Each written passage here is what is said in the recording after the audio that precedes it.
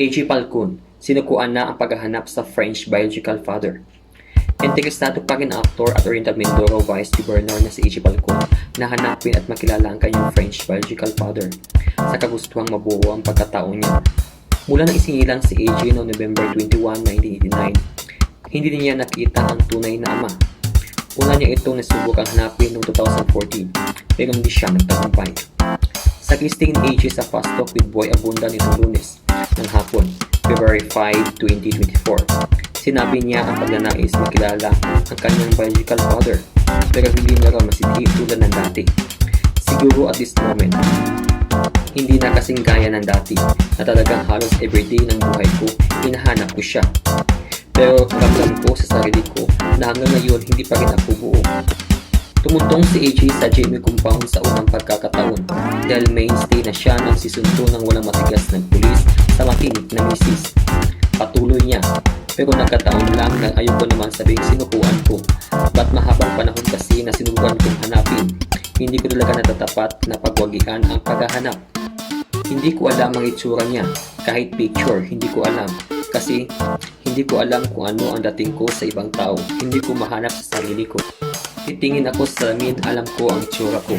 Ang hirap kasi kung parang hindi mo nakikita talaga yung tao kasi makikita ko yung mukha ko sa kanya. Alam ko, parang paano kaya ang tingin sa akin ng ibang tao o kinaba ko.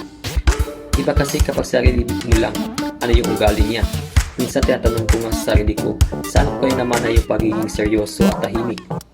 Ipinagtapat ni AJ ang nararamdamang insecurities, lalo na nung simula pa lamang ang kanyang showbiz career.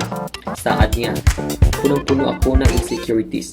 Pakiramdam ko ang dami kong kakulangan. Nag-artista ako, hindi ko alam kung paano makikipagsabayan sa mga kasamahan ko. For example, binigyan ako ng isang project dati. Ultimong pambili ng damit para sa bayan sa pagkupromo ng yung mga kasama ko. Hindi ko alam kung paano dahil wala akong pambili ng damit. From di ako, probinsyano ako. Pakiramdam ko, hindi naman ako gwapo. Dati ang payat-payat ko. Hindi ako mayaman. Hindi ako ngisero. Ang dami kong insecurities sa buhay. Tapos kaunti yung support system ko dati. Talagang tinabaho ko kung ano yung makulangan sa akin. Kung ano yung kailangan improve sa sarili ko. Nasaktan gusto si AJ nang sabihin mo ng isang ama ng Big Brother housemate na wala siyang lugar sa showbiz. Lahat ni AJ. Pinakamasakit yung wala akong karapatan, wala akong puwang sa industriyang ito.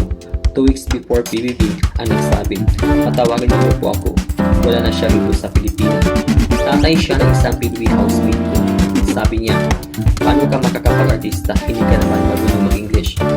Siyempre guilty ako, pero parang nalita ako ng sobra, kailangan magaling mag-English.